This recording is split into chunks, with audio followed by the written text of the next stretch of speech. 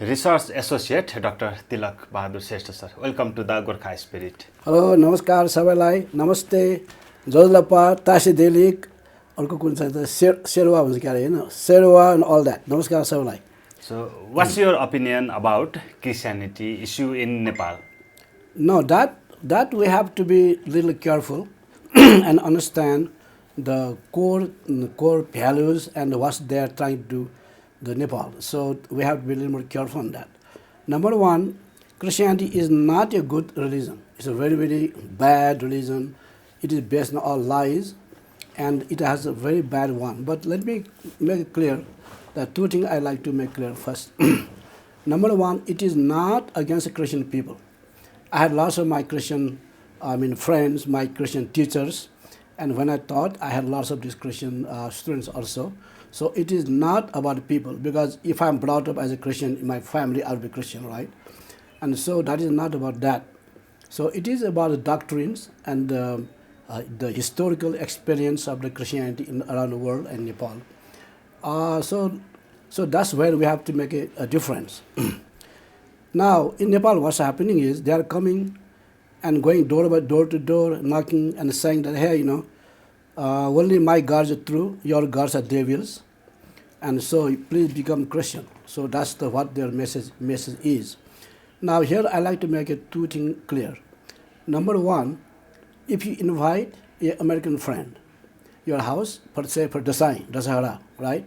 They'll come, enjoy, they'll put a tikka on, they'll sing song, they have a nice time with you, and they say, thank you very much. And similarly, they also invite us in the Christmas time. We also go enjoy. They give you some Christmas present, all that. So we are very happy both, right? But if you find your one brother who became Christian only yesterday, if you invite for Dasara, they will not come. So that's the basic difference. Because in Americans, they have like all the idea about democracy, freedom. We have to enjoy different culture. We be friendly with all the people of different culture, religion, all kinds of stuff they have. And so they enjoy that. So what exactly Christianity is only a small part of their overall mental makeup or psychological makeup. So they enjoy with us. But if your brother become Christian yesterday, then he will not come. So that's the basic difference that we have to make. So that's really a problem, problem there. And so again, it's not about people, it's about the doctrines of the Christianity. Now, we'll go to in a few minutes a little more in detail. So the bottom line of the Christianity is all the Christians, no matter how evil, go to heaven. And all others, no matter how virtuous, they go to hell. That's the bottom line. And so lots of time people come to me and say, oh, Darsab, you know what? Jesus loves you and all that. So I say, oh, yeah, sure. Please tell Jesus that I also love him. There's no problem with that. But then, when they try to tell me about the theology, so I just asked them, is your mother Christian? Your father Christian? No. So that means your mother going to go to hell, right? Your father going to hell, right? Your grandfather, grandmother, all your ancestors gone to hell, correct? And they get mad at me. I said, why are you mad at me? They starve themselves to feed you and bring you up. And so I say, they all go to heaven. And here guy comes from a Christian church and tells you that your father, mother, grandfather, all the ancestors who are not Christian will go to hell, and you agree with them and you get mad at me, so you really have to check back so the truth about it. So that's the bottom line of that. Now, there are a couple of things I like to mention about the one. So basically, let me put three things separate. Number one, what's the core doctrine of Christianity? Number two, how it acted in history. And number three, how relevant it is in Nepal. So if you go back from backward, it is relevant. Because people are coming, these Christian agents are coming, knocking door to door, and then trying to make Christian. And so when they make Christian, what they do is, they will define our gods and goddesses as devils. And so if you have a statue of Shiva or Saraswati or Lakshmi or Narayan, they throw it, they will spit at this and throw them out and say, hey, you devil, get out from my house. So that's how they do it. And the Americans don't do that. right? So this one we have to really understand. And then Christianity is not the product of Europe. No. Earlier, when before Christianity, said 2,000 years before, they have like two sides of the European society. One is the philosophers, like Greeks and Roman philosophers, like say, Socrates, Aristotle, Plato, Euclid, and all that series of the scholars and the philosophers. And other side, they also have lots of gods and goddesses like Apollo, Hera, June, and all kinds of August, and all kinds of Zeus and all kinds of gods and goddesses. So they had two branches of that one.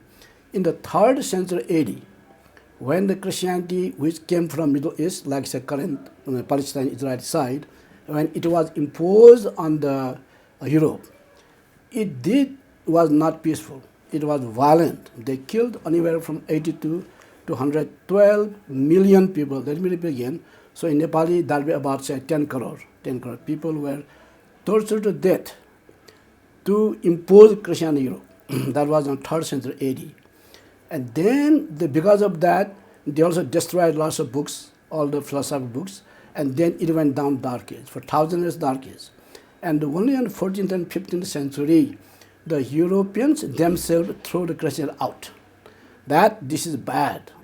I'm not talking about outside, I'm talking about Europeans who were Christians. And that process is called Renaissance, age of enlightenment. And to separate, the church and the state must be separate. That's called the secularism. So that's what they did that. And only then Europe came up. So the Europe was not good because of Christianity, but because they are able to get rid of Christianity, that's why Europe came up. So that's one thing. And then again, there was a Spanish Inquisition, and which killed about next to 50 million people. And then it went to Europe and then America.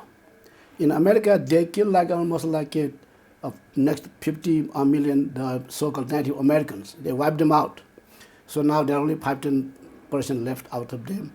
And that's because they are heathens, like all the non-Christians called heathens, and they wiped them out almost. And Africa, again, they killed almost like 120 million Africans to impose Christianity on them. So this is the ones. And in India, because of British, what's called that, the company, they would not allow. East India Company. Yeah, East India Company, they would not allow that because they were trying to make money and don't want a problem. However, the Portuguese controlled Goa, Daman, Diu, and other places. They did that. So they also killed lots of Hindus, destroyed lots of temples, and they tried to impose Christianity on those parts of the India. So, and in Nepal also they came. And in Nepal, in the time Mullah they came with the Bibles. Not only Bible, interesting here. So-called the Capuchin monks came to Nepal in the time of the Mullahs, before prisoners had to go over.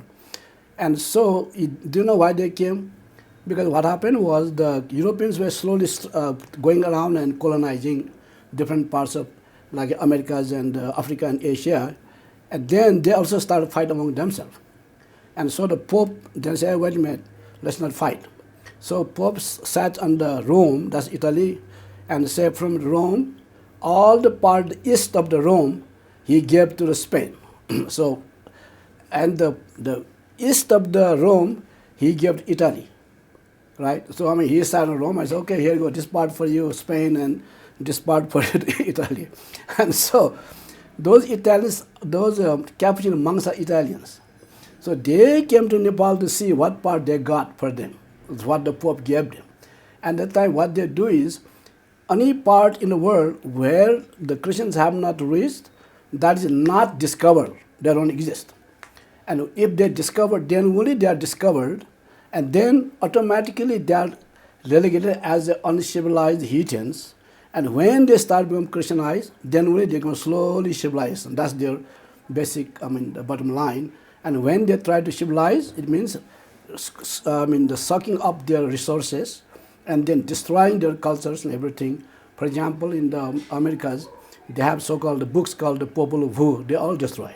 There are 1 or 2 copies some are left. Otherwise, the whole library burnt. They did the same thing in Europe also. So that's the general background of how it was imposed. It was not peaceful.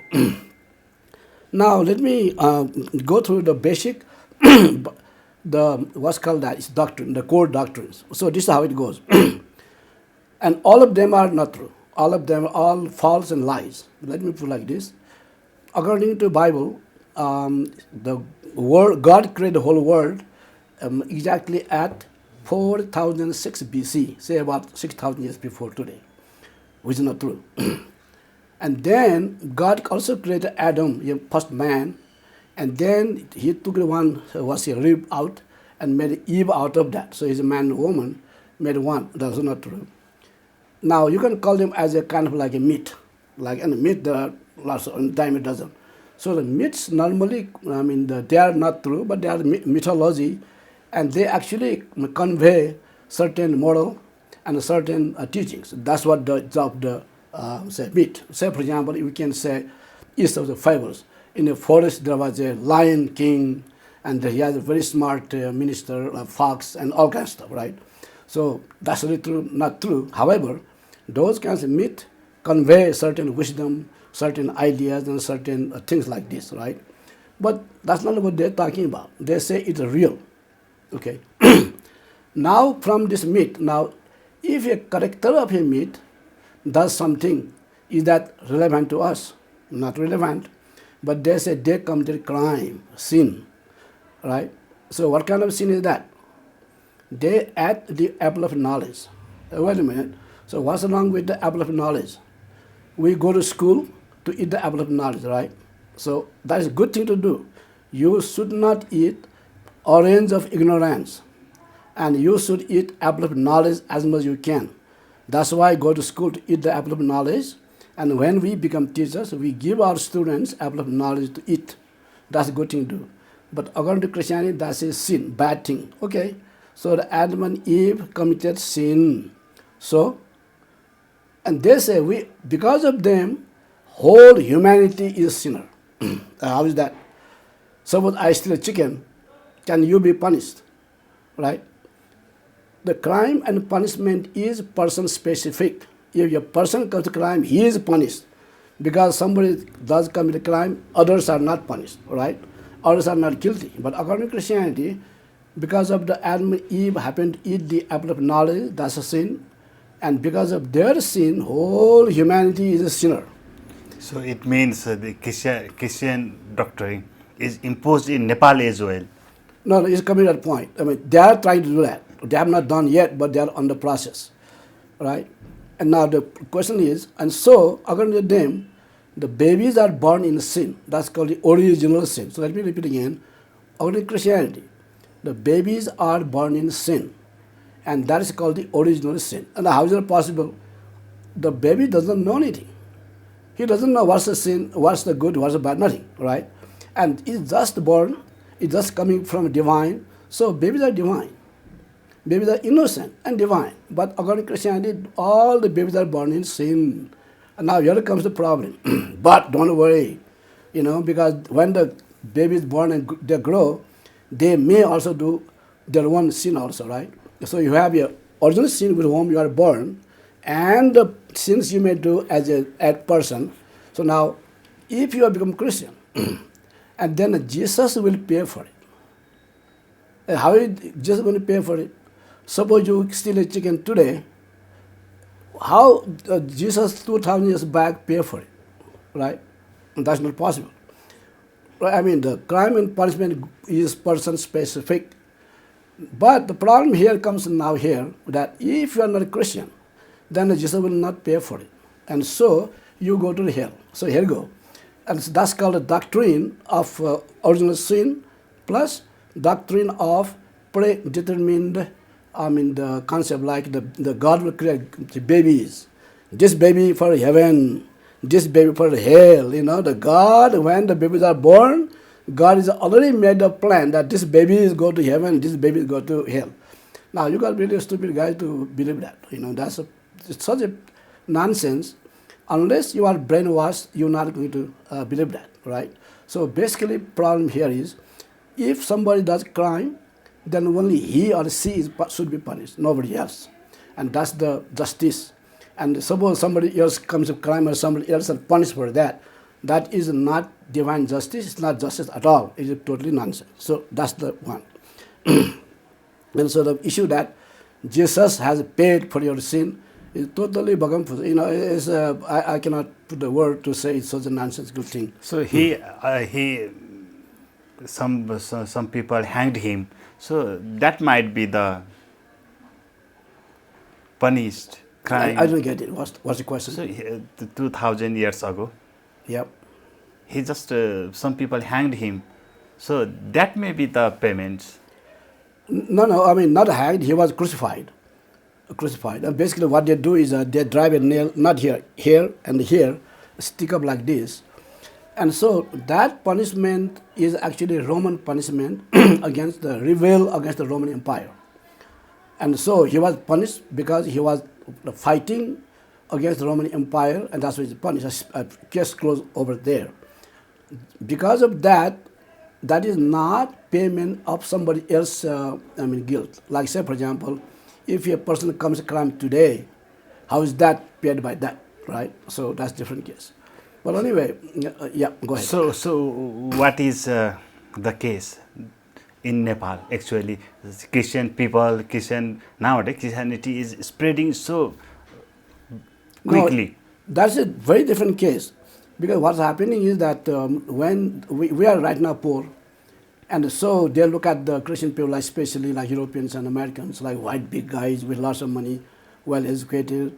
And so if they are Christian, maybe because of that they become, and if I become Christian, at least I can rub shoulder with them and be part of that. Perhaps, I mean, those kinds of all myths and all the false assumption is what is happening. And they also help you. Mostly our Vaishya and Shudra community is involved in that new religion. So what's your opinion about this? No, that's a very different. That is our social issues. So problem. I'm not saying that's good, but there are two separate issues. I mean, that's have to go a little more detail later on.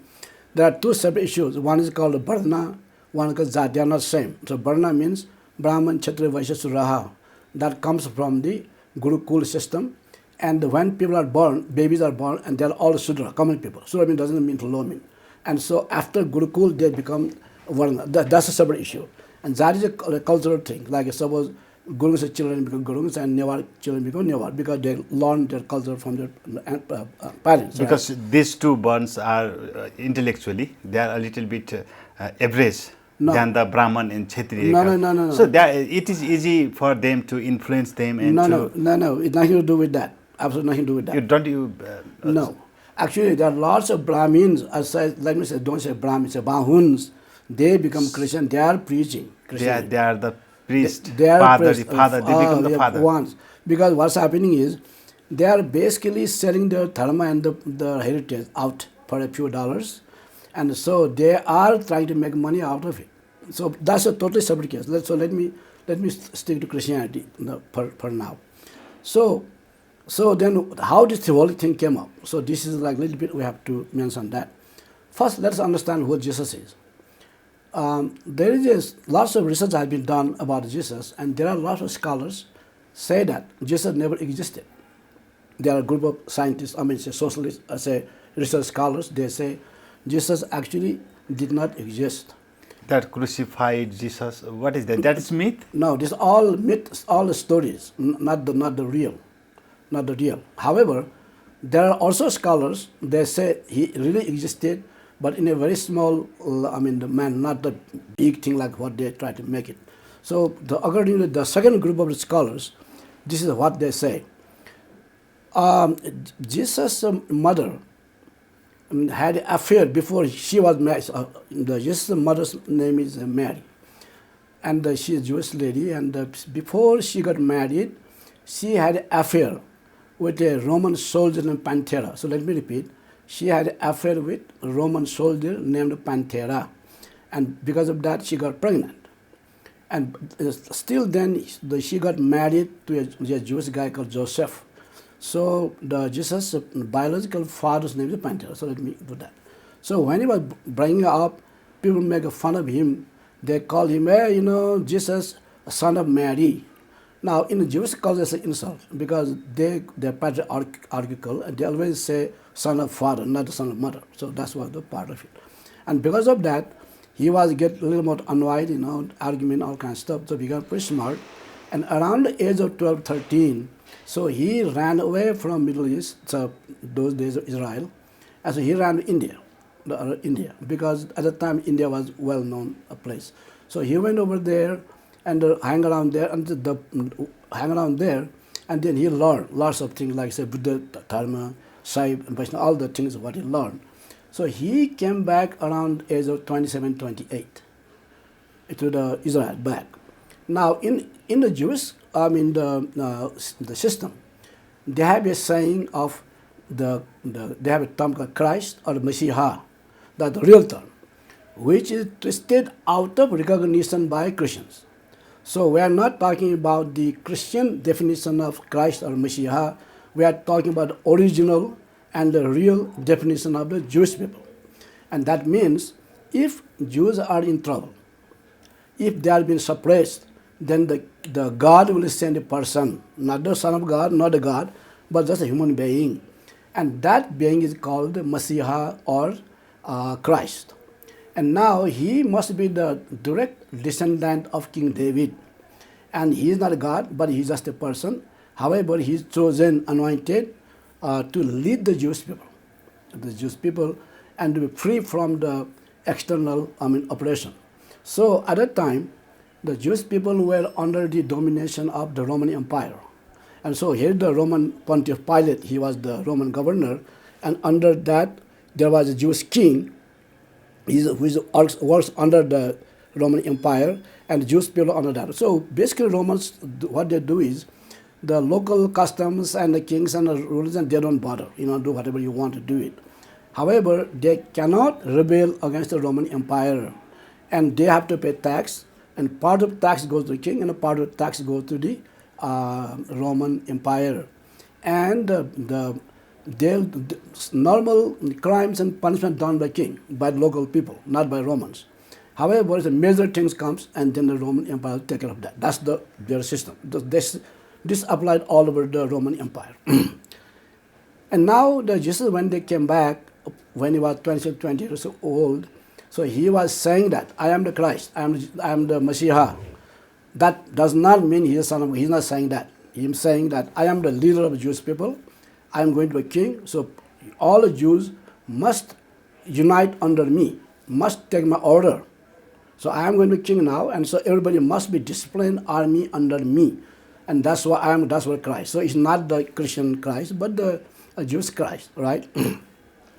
And so he was trying to form an army to fight the Roman Empire, to free Jewish people, and then he could make so-called Israel, means free and happy Israel. That's what he was trying to fight for, right? And now this will give you a kind of interesting ones. Okay. Now, what Jesus was saying, because right now the Christians will talk about Jesus being such a nice and sweet and what's called that, very peace-loving. No. Now this is what Jesus says. Matthew 10:34. I did not come to bring peace, but a sword. That's what Jesus is saying. Luke 19:27. Kill them before me. So he was telling the Jews who would not take his order. So kill them before me. He would not accept me as the king. That's what Jesus is saying. John 6:53. Unless you eat the flesh and drink blood of Jesus, you have no life. That's the Christians saying. Matthew 15:24. I am here to help only Jews or the people of Israel, because he was trying to be king of Jews. So he's saying, I'm leader of the only Jewish people. That's what Jesus was saying. So obviously, he was not trying to pay for other sins. So that was not the concept. Now, is the Bible good for other people? No, not really. This is what the Bible says. Okay. Deuteronomy 12:2-3. Listen to this one. Destroy others' temples and destroy images of their gods. That's what the Bible says. John 14:6. Jesus is the only way. All non-Christians will go to hell. Okay. Acts 4:12. There is no salvation in any other religions. For John 3:16-18. All non-Christians are condemned to hell already. So you are already condemned to hell. That's the bottom line. is really biblical God nice person? Right? No, he's not good. You will let him watch this one, what he says. Through that, through No, that wait, let me finish information. this. No, wait a minute, let me finish this. Biblical God killed all the firstborn Egyptian children in support of Moses, right? And he killed all the humanity except Noah's family. That's what the Bible, I don't know, I mean, I don't think it really happened, but that's what the Bible claims, not me. Exodus 25, I am jealous God. I am jealous God. If you bow to other gods, I will punish even your children up to fourth generation. That's what the biblical God is talking about. Number 31, attack Midian tribe. So he's the biblical God telling Jews to attack. Attack Midian tribe, kill all men, women and children, except virgin girls. Plunder their wealth and burn their villages. You enjoy their wealth and the virgins. That's God telling to Jewish people, right? 1 Samuel 15:3. Now go attack the Amalekites and totally destroy all that belongs to them. Do not spare them. Put to death men and women, children and infants, cattle and sheep, camels and donkeys. That's what the biblical God is talking about. He's not trying like Buddha. Buddha is talking about wisdom and Yes. compassion. There is no, not even a word for what kind of thing, right? So this is the bottom line of the Christian theology. Okay, now your question. So Christianity in Nepal, they spread. So what do you think about this? They don't know the reality, or what's the problem actually? No, they are using our social backwardness and our poverty. And lots of people who become Christians have absolutely no idea what a dharma is and what Christianity is. That's really a problem. And this is what we have to stand up and say this is what it is. To begin with, dharma is not religion. So let me be careful on that. Dharma is not religion. In the dharma, we have like a Baud dharma, Saiv dharma, Vaishnava dharma, Lokaya dharma, Tantra dharma. These are all dharmas. And each dharma, the bottom line are what is truth. So the search for the truth, and the second one is the discipline or techniques of the inner improvements. And in this inner improvement, you have 4 types. One, yogas.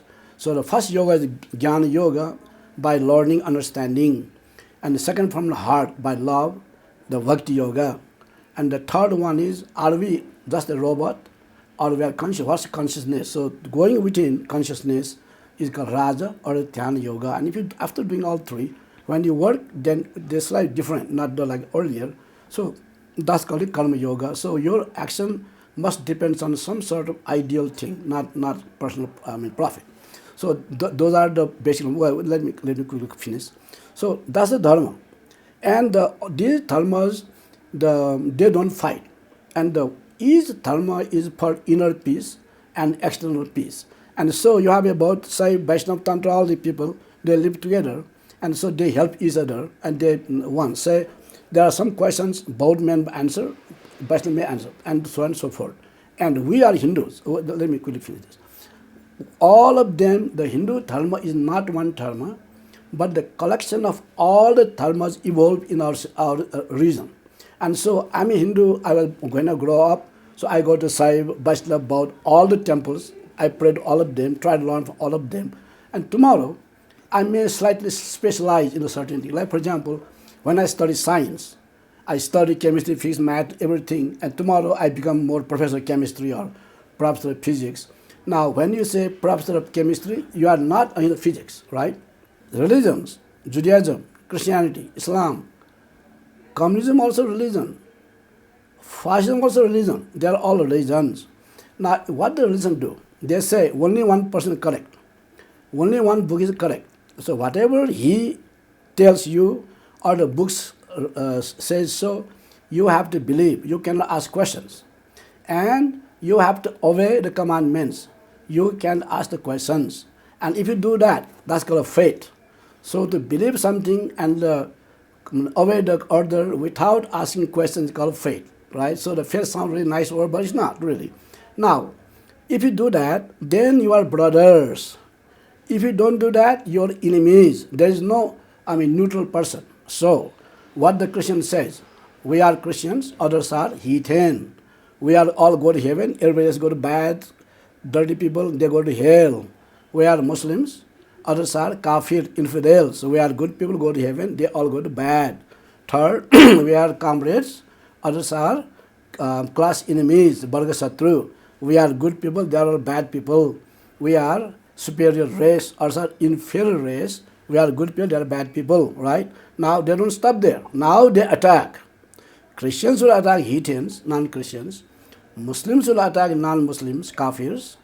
Communists will attack non-communists, the class enemies.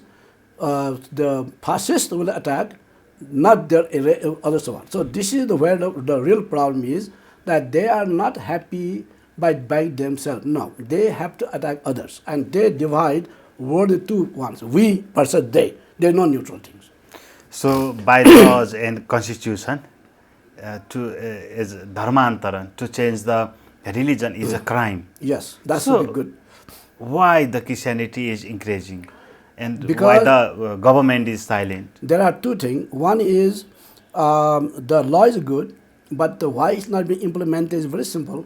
That the current leaders or so-called politicians are paid by outsiders, and so they are simply keeping close their eyes to realities, and they are not imposing the existing laws, and that is basically because of corruption. So let me repeat, why they are not applying the existing law, because of the corruption.